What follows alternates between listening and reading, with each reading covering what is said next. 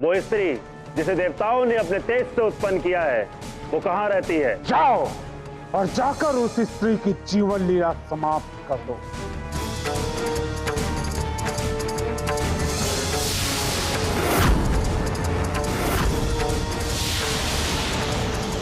बताइए, किसे मारना है? किसी को मेरे प्रेम के बंधन में बांधकर मेरे पास ला सको। आज्ञा दीजिए महाबली। जाओ विडाल।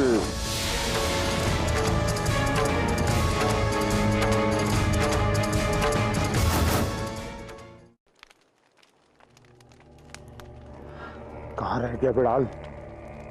अब तक तो उसे आ जाना चाहिए था। ना तो वो आया है और ना ही उसकी कोई खबर।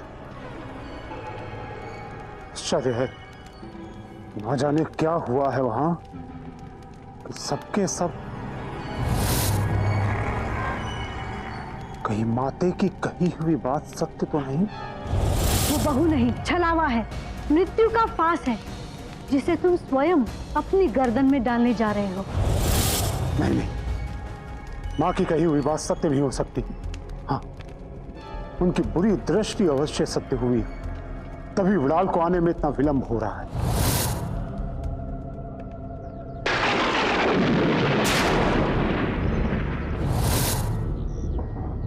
दुष्ट दानव, तुम स्वयं चलकर यहाँ नहीं आए, तुम्हारा काल तुम्हें यहाँ खींच कर लाया है। स्त्री, तुम विडाल को काल का भय दिखा रही हो, जो अपने पांव के अंगूठे के नीचे काल को दबाकर रखता है।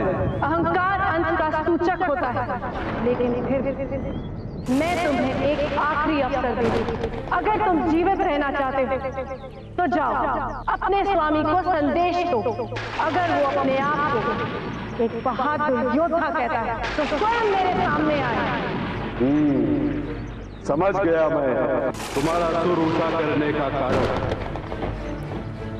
दानवराज महिषासुर ने कहा था कि संभव है उस स्त्री के पास कोई दिव्य शक्ति हो, किंतु तुम्हारी कोई भी शक्ति से विडाल भयभीत होने वाला नहीं है, क्योंकि मैं कोई साधारण दानव नहीं हूँ। महाबली विडाल हूँ मैं। मेरी माया के समक्ष तुम्हारी कोई माया नहीं चलेगी, इसीलिए अपनी माया का सहारा लेकर मुझे भयभीत करने की चेष्टा मत करो, अन्यथा प्रयास व्यर्थ जाएगा।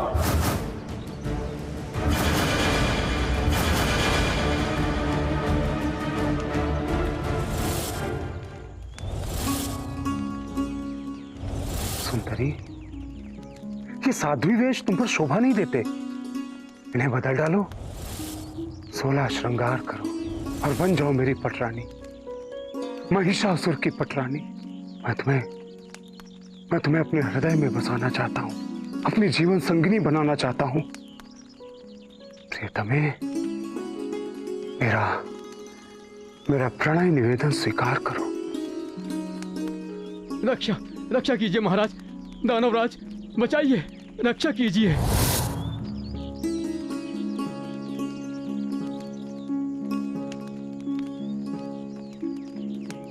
दानवराज, माया, छल, कपट, कायरों का कवच है।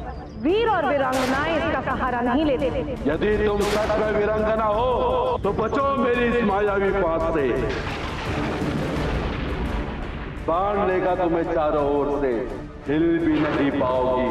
उसके बाद ले जाऊंगा तुम्हें दानवराज महिषासुर के पास, विकराल रूप धारण कर भयभीत करने के अपराध का लेखा जोखा करवाने।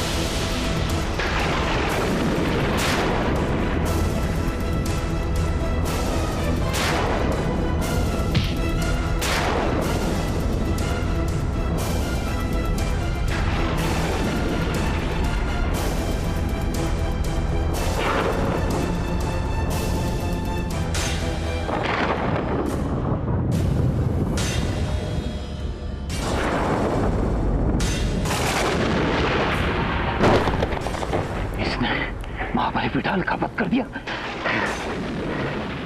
मुझे ये बात दानवराज महिषासुर को बतानी होगी।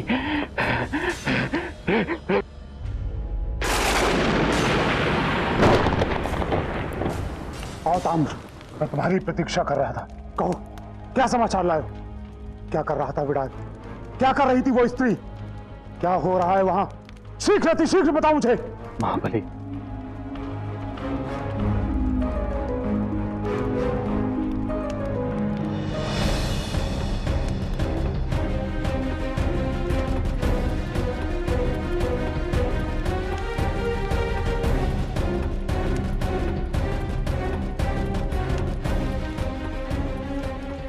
नहीं, असंभव है ये। विडाल नहीं मर सकता, कदापि नहीं मर सकता। किंतु यही सत्य है महाबली। मैंने अपनी आंखों से देखा है विडाल के प्रेत शरीर को। एक स्त्री में इतनी शक्ति नहीं कि वो विडाल को मार सके। तुम्हें अवश्य ही कोई भ्रम हुआ है। यदि कानों सुना होता तो मैं अवश्य ही आपकी बातों पर विश्वास कर लेता, पर आंखों देखी पर कैसे न विश्वास करूं? कहाँ है वो स्त्री? शीघ्र बताओ मुझे। पता नहीं महाबली, वो कहां दृश्य हो गई। तो जाओ, उस स्त्री को ढूंढ के लाओ। वो स्त्री कौन थी? कहां से आई थी? कहां चली गई? पता करो। यदि ये सत्य है कि उसने ही विडाल और उसके साथियों का संहार किया है, तो वो कहीं भी हो, किसी भी गुफा में, किसी भी कंदरा में, मैं उसे ढूंढ निकालूंगा और उसके रक्त में स्नान करूंगा। ये दानवराज महाबली महिषासुर का प्रण है। आप महान हैं महेश्वरी। अच्छा भ्रमित किया आपने विडाल को। खेल खेल में उसका वध कर दिया। दायित्व का भली भांति निर्वाह ही तो सच्चा धर्म है प्रभु। आप सभी देवों ने मिलकर दुष्टों का अंत करने के लिए ही तो मेरी दुष्ट दलन शक्ति दुर्गा को अवतरित किया है। सत्य है देवी, आप ही दुर्गा हैं और आप ही काली, आप ही चंडिके हैं और आप ही शैलपुत्री। पूर्व जन्म में आप प्रजापति दक्ष की पुत्री सती बन अवतरित हुई थी और मेरी अर्धांगनी बनी थी। मुझे लेकर आपके पिता के मन में द्वेष और वैर का भाव उत्पन्न हो गया था, जिसके परिणाम स्वरूप उन्होंने एक यज्ञ का आयोजन किया था।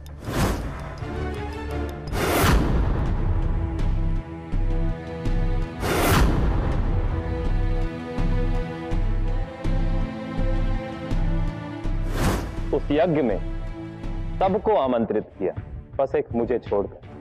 जब आपको इस सत्य का आभास हुआ तब आपको बहुत दुख हुआ। पिताश्री, क्या मैं आपसे कारण जान सकती हूँ कि आपने मेरे स्वामी को इस यज्ञ में आमंत्रित क्यों नहीं किया, जबकि समस्त देवता ऋषि मुनि तक आमंत्रित थे। सभी भूपाल, दिक्पाल, यक्ष, गंधर्व, किन्नर, यहाँ तक कि पशु, पक्षी और कीट पतंगों के प्रतिनिधि भी आमंत्रित थे, किंतु मेरे स्वामी को आमंत्रण नहीं भेजा। क्यों नहीं भेजा आमंत्रण मेरे स्वामी को? क्योंकि तुम्हारा स्वामी इस योग्य नहीं है कि इस महायज्ञ में उसे आमंत्रित किया जाए। जिसके पास पहनने के लिए वस्त्र न हो, श्रृंगार के लिए आभूषण न हो, जो सर्पों के आभूषण धारण करता हो, जो मृत पशुओं के चर्म के वस्त्र पहनता हो, जो सुगंधित लेप और चंदन के बदले शवों की भस्म लपेटता हो, अस्वच्छता जिसकी पसंद हो, ऐसे अपवित्र और अमंगल वेशधारी तुम्हारे पति के यहाँ आने से पवित्र यज्ञ अपवित्र हो जाता, इसीलिए नहीं बुलाया। प्रजापति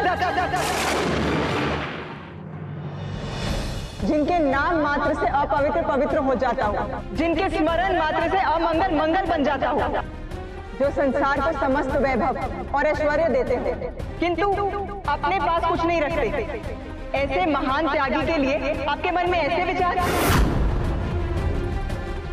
धिक्कार है आपको और धिक्कार है मुझको, जो मैंने आपकी पुत्री के रूप में जन्म लिया। सती, मैंने तुम्हें यहाँ बुलाया नहीं है, फिर भी क्यों आई हो? जानने आई थी कारण, आमंत्रण नहीं भेजने का। तो जान लिया ना, अब बैठ जाओ। मेरी बेटी होने के नाते यज्ञ में भाग लो और चली जाओ। यहाँ तमाशा करने की कोई आवश्यकता नहीं। तमाशा तो आपने बना दिया है प्रजापति दक्ष। मेरे स्वामी महादेव का और मेरा अपने पति के प्रति ऐसे अपमानजनक शब्द सुनने से अच्छा है मैं अपने प्राण त्याग दूंगा। नहीं पुत्री नहीं, ऐसा मत कहना। बस महारानी, आप हमारे बीच में मत आइए। सती, तुम चुपचाप यहाँ से चली जाओ। चली जाऊंगी, केवल यहाँ से नहीं, इस संसार से चली जाऊंगी। कदाचित तुम्हें स्मरण नहीं, मैंने तुम्हें चेतावनी दी थी, यदि किसी भी क्षण मेरा अपमान हुआ तो मैं लौट जाऊंगी प्रजापति दक्ष, और मैं तुम्हारे इसी यज्ञ मंडल में अपने प्राण त्यागूंगी, अभी इसी क्षण।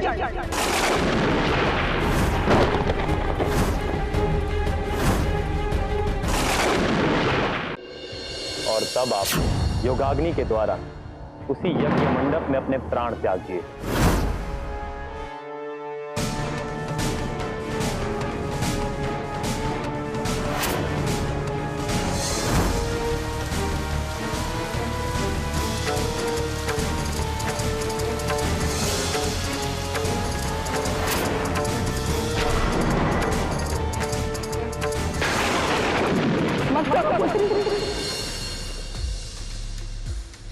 राजा दक्ष ने कर दिया है शिव का अपमान, क्रोधित हो सती ने किया योग अग्नि आह्वान, योग अग्नि आह्वान, योग अग्नि आह्वान। तुर सब विनय करे, हुआ कोलाहल शोर, हुआ कोलाहल शोर। योग अग्नि प्रकट हुई सती के चारों ओर, सती के चारों ओर, सती के चारों ओर।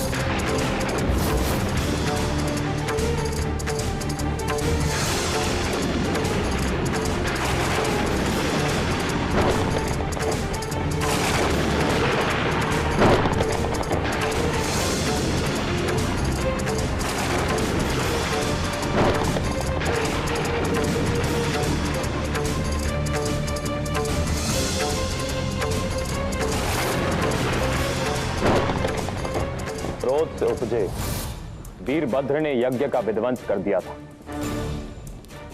और आपकी आत्मा दाह से उपजे क्रोध और शोभ में मैं विक्षिप्त हो गया था।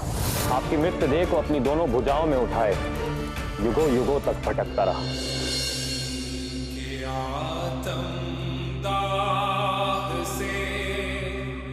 शिव हो गए विक्षिप्त, हाथों में देह लिए फिरे, स्थिति भई विचित्र।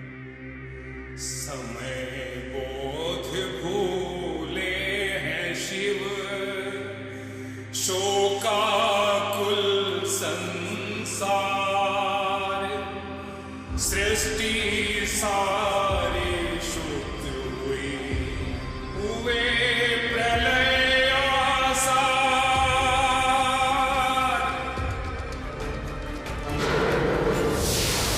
इस प्रकार श्री हरि विष्णु देव अपने सुदर्शन चक्र से आपकी पवित्र देह को 51 भागों में विभक्त कर दिया।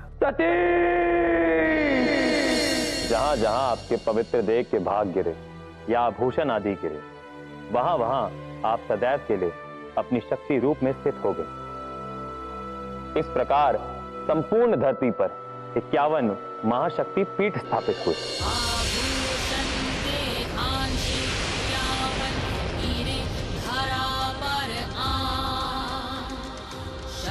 शक्ति पीठ कहलाए सब माँ के पावन धाम। हाँ देवेश्वर, आप भी तो उन सभी स्थानों पर अपने भैरव रूप में स्थित हुए हैं। शक्ति के बिना शिव का क्या अस्तित्व? प्रगाढ़ स्नेह और प्रगाढ़ संबंध, पति पत्नी के प्रेम का अनुपम उदाहरण। संसार उन्हें जिस रूप में भी देखे, परंतु उन समस्त स्थानों को संसार महापुण्यदायिनी शक्तिपीठ के रूप में देखेगी। वे समस्त शक्तिपीठ तीर्थ स्थल बने, जहां के केवल दर्शन मात्र और स्मरण करने से भक्तों का कल्याण होता है, उनकी मनोकामनाएं पूर्ण होती हैं। हाँ प्रभु, जगत कल्याण के लिए ही ये विचित्र लीला हुई थी।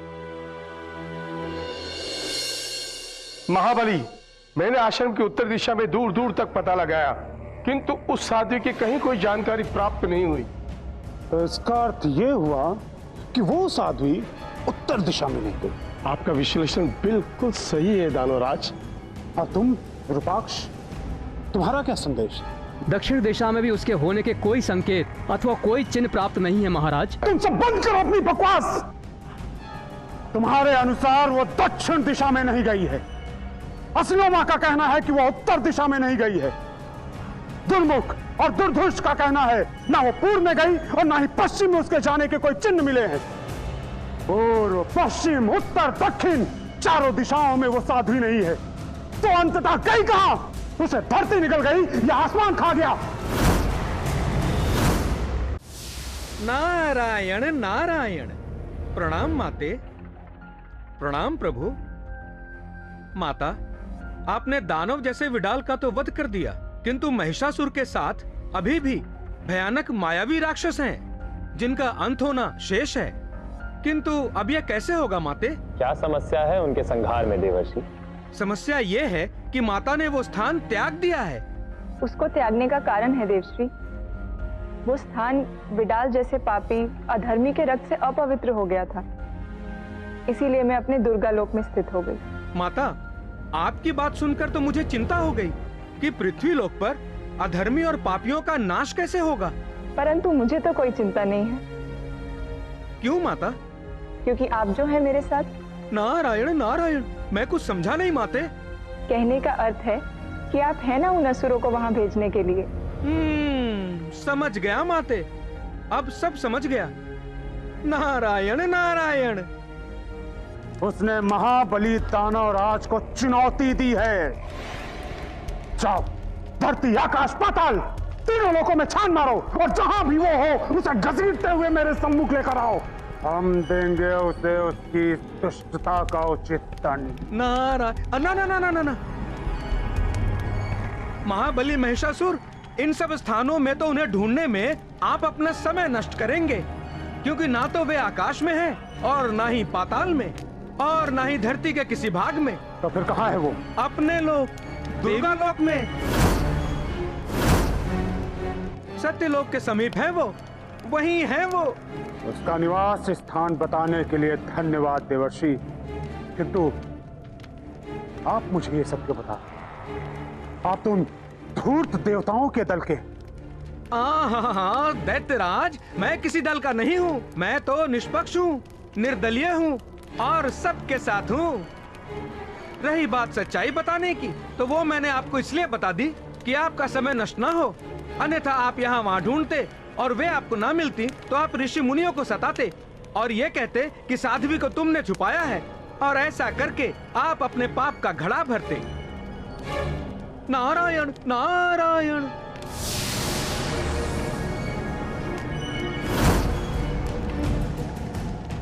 मैंने उस स्त्री के विषय में सब कुछ सुन लिया है महाबली। वो कितनी भी बड़ी मायावी क्यों ना हो महाबली, आप तो ये भली भांति जानते हैं कि समस्त संसार में मुझसे बड़ा मायावी शक्तियों का स्वामी दूसरा कोई नहीं। अतः आप मुझे आज्ञा दें, मैं उस स्त्री को आपके चरणों में लाके पटक दूंगा। आज्ञा है, किंतु साथ में दुर्मुख को भी लेकर जाना। सेना की एक टुकड़ी भी लेकर जाओ। मैं अब कोई चूक नहीं चाहता। अब आज्ञा दीजिए। आज्ञा है, जाओ।